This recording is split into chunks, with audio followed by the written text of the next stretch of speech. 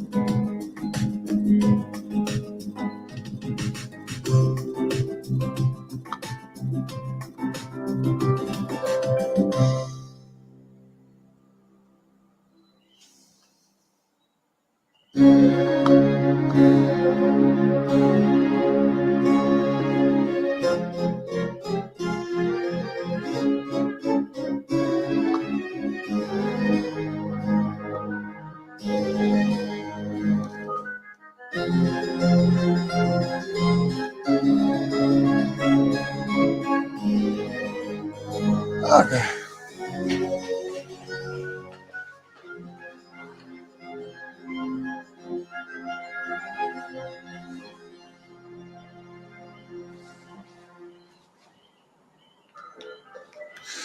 Stuka Joe here. This is another unannounced live broadcast. This is going to be a pretty short one just to show you what I'm looking at these days and testing a lot of equipment that is new for me and all this live streaming thing. I got a monitor so I can have a look at your chats here.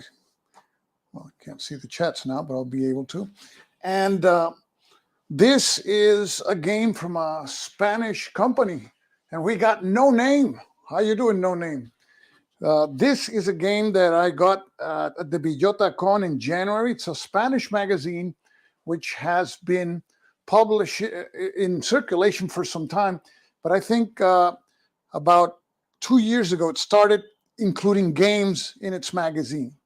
And the reason I bought this particular issue is because of the significance that of the event. This is the annual, you can say, rout of the Spanish army in North Africa in 1921.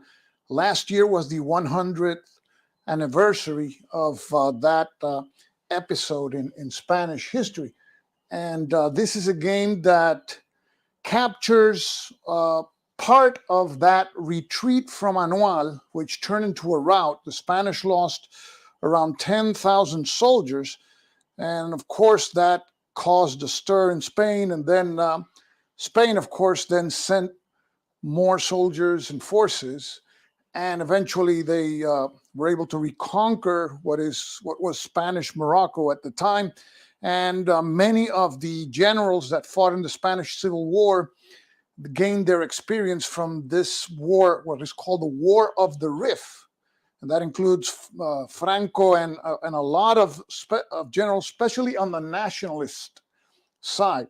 But this it's an episode in Spanish history that is really tragic because the Spanish were overconfident and they stretched their resources trying to occupy different hamlets and towns in Spanish Morocco, leaving small garrisons in each, and practically the Berber Riffian forces just surrounded each one of them and liquidated them. Now, this is the map, And this map is one that is smaller than a standard size map. This is a hex and counter game. The designer is José María Rando, who I met in the Bellota Con. He's currently working on a game on the Falklands War. Now, this is a game where the Spanish will enter the map from here. They are retreating already from Anual, and they are in panic. And the panic is gonna let's see, spill over other garrisons that the Spanish have here. Like, for example, in this fortress here. Now, the fortress marker, I made it just so that you can see where the fortress is, Dardrius. So this is a fortress, and there's 3 fortresses in the game. The terrain is mostly mountainous. These are mountains, the dark brown, and these are hills. And you see there's this river here, which runs through, it's the River Kurt, which runs through the entirety of the map. And the Spanish have to withdraw their units off this other edge of the map towards Melilla. Melilla was the, let's say, the principal city, port city in eastern Spanish Morocco. So the general that was commanding in Anual was Manuel Fernández Silvestre. He died in Anual, and what you have is the second in command, Navarro, retreating with the troops. And here are the counters. Now, the game brings a setup chart which is just in text. So I made these 2 cards that you see here, and in the old Avalon Hill style. So you see it has the pictures of the units, and you just place the units on the card. Here's the card for the Spanish, and up here we see the card for the Riffians. Okay. And the Riffians, they're basically divided in what's called kabilas, or tribes. And they have, for example, the largest one is the Beni Urriagel Harka, which is like war bands. And you see, if we zoom in closer, you have cavalry, you have infantry, and they have machine guns too.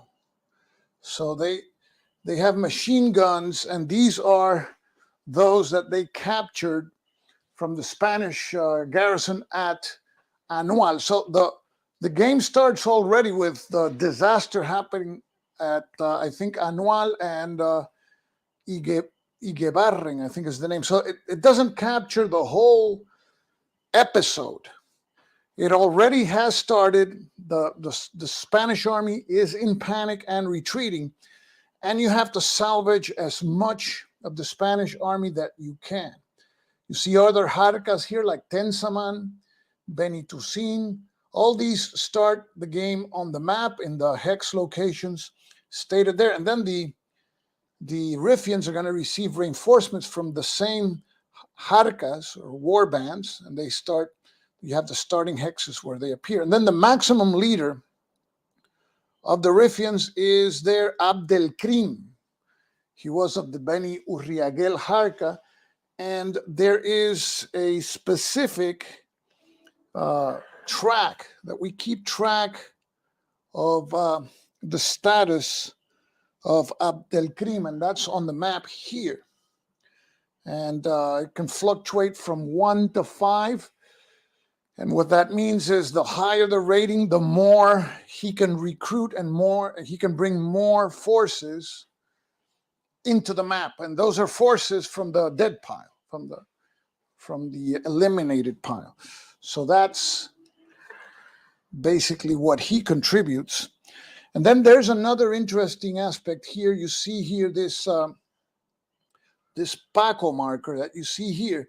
This represents the Riffian sharpshooters. The Riffians had like snipers in the hills, and they would pick off the Spanish columns. And so there's a particular special attack that the Riffians can make on stacks of Spanish units. Let me show you just here the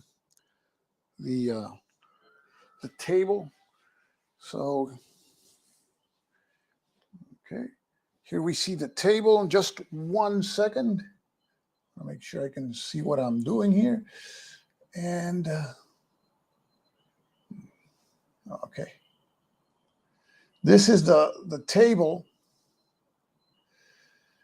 and it gives you an idea of what possible results you can have. This is in Spanish. The game brings rules in English and charts in English, which you can download from their website. I'm just going with using the Spanish ones. You see, there's fuego de tiradores, the sharpshooters here, and you have possible results: no effect, dead officer, or the whole unit is disorganized, and a series of modifiers. So this is one way in which the Riffians attack. You have also tables for morale. You're rolling for morale of many units at the end of the turn. So this is mostly an army that is disintegrating. Now, you may say, well, why do you want to play a game where one of the sides is already demoralized? Well, because the story of this route is really epic. And let me show you. There's one particular regiment in this game that is the Alcantara cavalry regiment. And this was a regiment of Spanish horsemen that they were in charge of charging against the Riffians in order to save the rest of the Spanish units. And this cavalry regiment was practically decimated in this campaign. It sacrificed itself at a great cost. And when you read the accounts of this campaign, there were squadrons of this regiment, companies of this regiment, dispersed through different Spanish units. At the beginning of the game, they start at El Batel. Now, El Batel is here in the southeast corner of the map. They start here in Batel. So those are cavalry units that you're going to send to meet and to try to protect that huge column that is retreating from Anual. So there's a Spanish column that's going to be retreating from Anual, and there's going to be subject of very intense Riffian attacks. But the cavalry, how do you say this? The knights in shining armor are far away, and you got to send them to the rescue. Now let me show you the column that is retreating. You'll be able to see it here. We have Jeffrey Miller. If I'm going to try a playthrough, I'm not sure yet, and I'll explain to you why I'm not sure if I'm going to film a playthrough. But I'm reading a book on this particular campaign called El Desastre de Anual, the Disaster of Anual. It's in Spanish. I purchased it in Spain, and then I just pulled out this game, and I'm just following along. But I'll tell you in a while why I may or may not. Now here you see this whole Anual column starts in panic mode. Panic mode means it cannot move adjacent to enemy units, it cannot attack, and each unit has a strength of 1. So they're very vulnerable. Now, the Spanish can use column movement throughout the game. So the Spanish can place their units in columns, and that is signified by, well, the game brings a little counter like this, which doesn't say much, but it only says column. But I made column markers that have letters so that the column block, because I'm using wood, is what I would place on the map. And then I would place the units off the map here in these displays.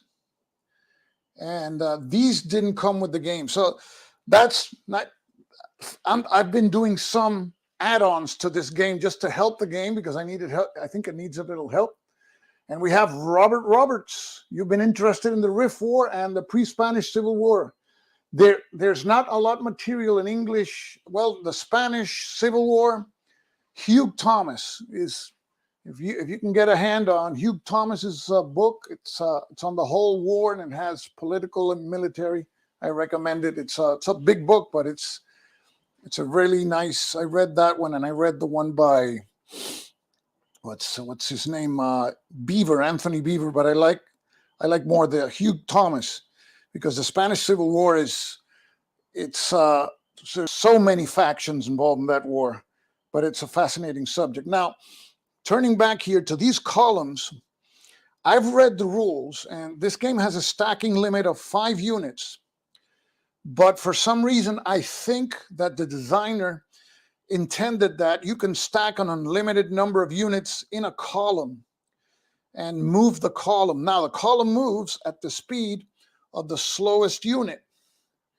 And when a column is attacked, the strength of the column is the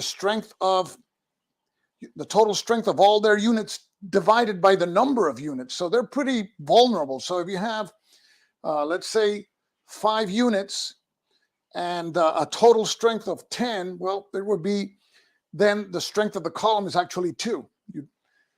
Now, the disadvantage for the attacker of a column is that the Riffians, when they attack a column, they attack it at half strength. So that's something that is interesting. There's some interesting way of simulating the way that these columns were organized.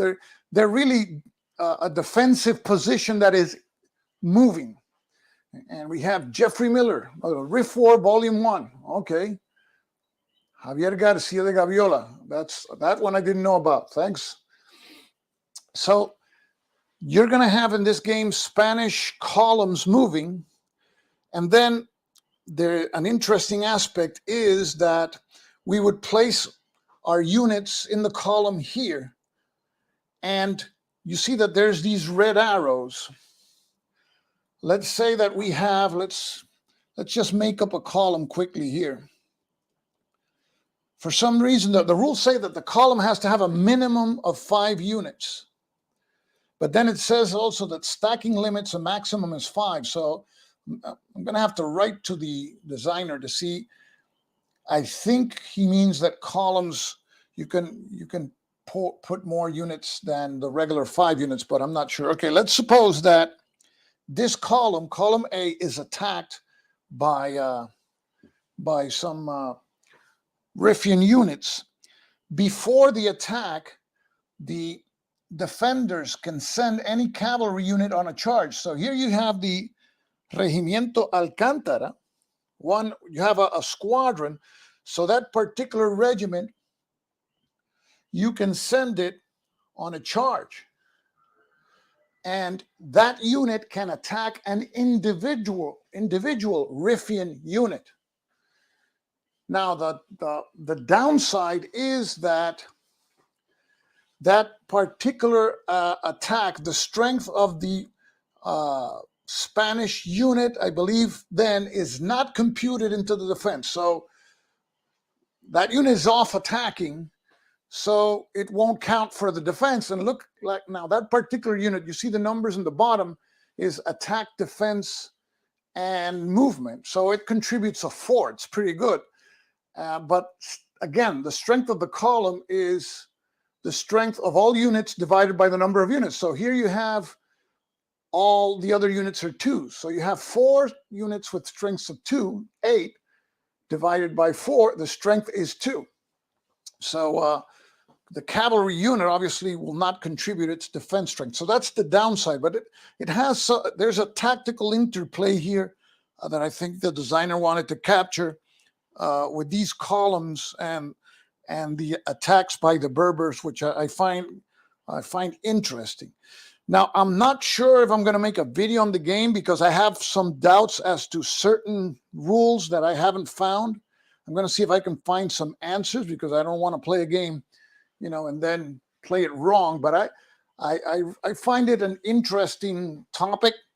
I know there's going to be a game coming out soon from NAC Wargames, which I did a video. I interviewed the designer, and it's a game about the whole Riff War, and it's called Tributo de Sangre, Tribute in Blood. And that one, I had a chance to sit down with the designer. It's really interesting because in that game, the Spanish, the map is point to point and area at the same time. You have points within areas.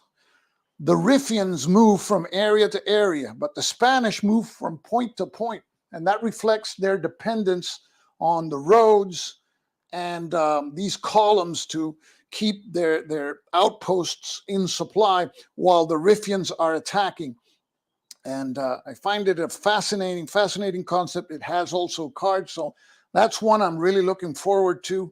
I don't know if it's going to be ready this year, but it looks like a very interesting design here. And we have here, Ken, the add-ons. Oh, thank you, appreciate it. For this game, I did these add-ons. In case you're interested, I think this game, if you want to take a chance and pick it up with all that I've said, I think that Noble Knight has Alea Magazine. They carry that magazine.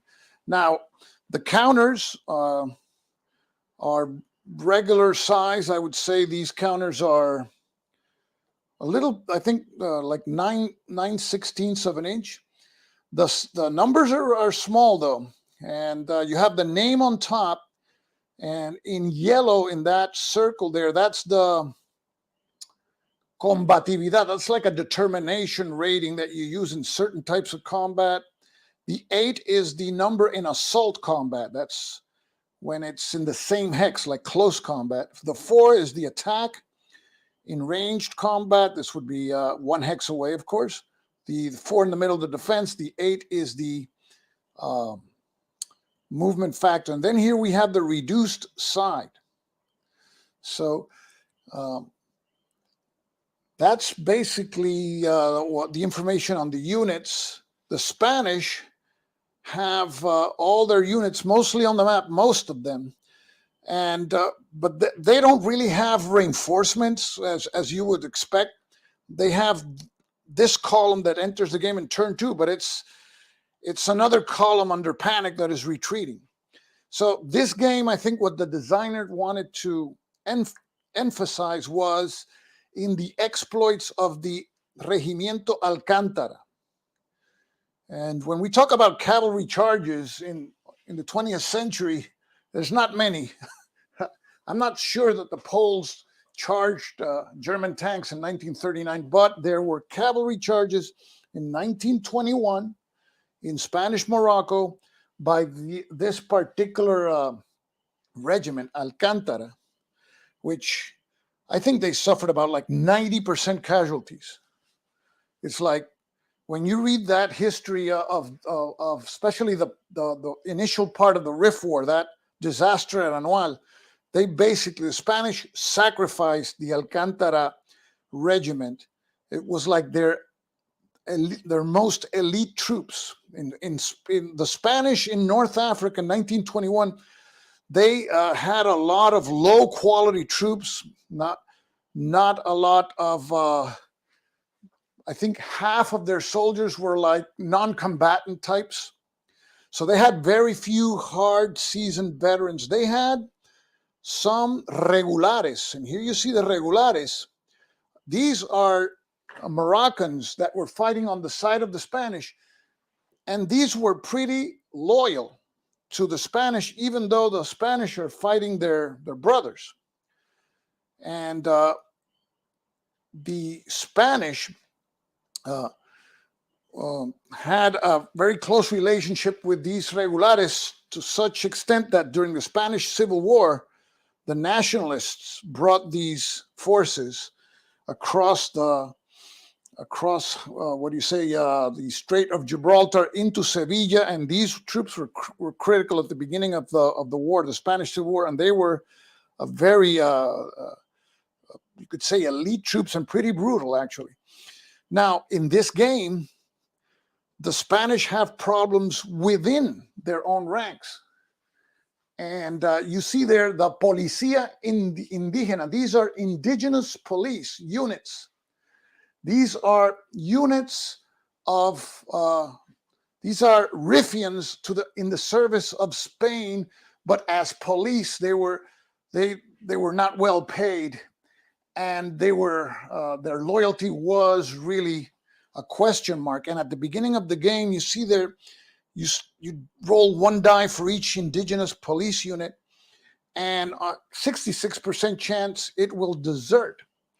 And if it deserts, then what you do is that you eliminate or remove that counter, and in the next turn, the Riffians will receive this unit, which basically is the same unit which just turned sides, and it's now under the control of the Riffians.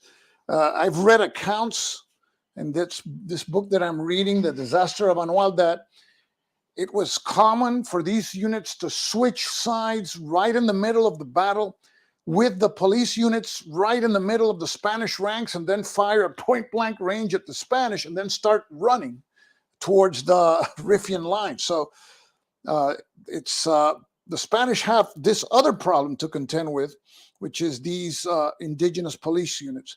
And you see that the Spanish have engineers with which they can construct fortifications in these hamlets.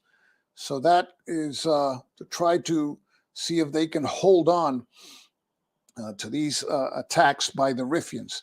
So basically, that's the units that you will see in the game. I haven't played it. I've read the rules. I've been reading the account. So I think I may play a few turns off camera to see if I can catch the drift of the game. I've read in BGG, apparently, a problem that's been noticed with the game is the scale of the time. How you doing, Rogue? Nice to see you. You got Jeffrey too. And each turn is supposed to be half a day. And what happened historically with the Spanish, which really did not serve them, is there was a lot of hesitation in the at the top levels of the command at Melilla as to whether particular garrisons should stay where they were or should seek protection in another, a more centralized location. So there was a lot of hesitation, and the Spanish had around all these hamlets, they had strung small numbers of units, and that's why the Riffians, they caught them piecemeal one by one.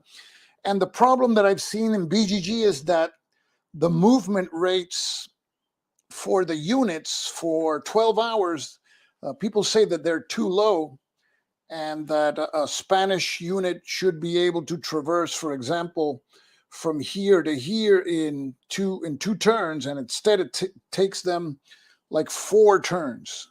So I have to check that out.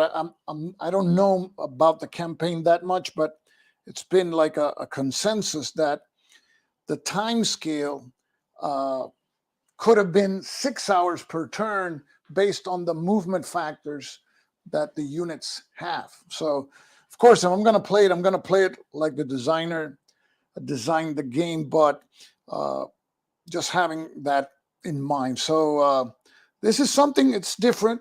Never see a lot of games on this topic, and that's why I like to, pick up games and play games on different topics and learn other things about history which are not the mainstream topics that you see.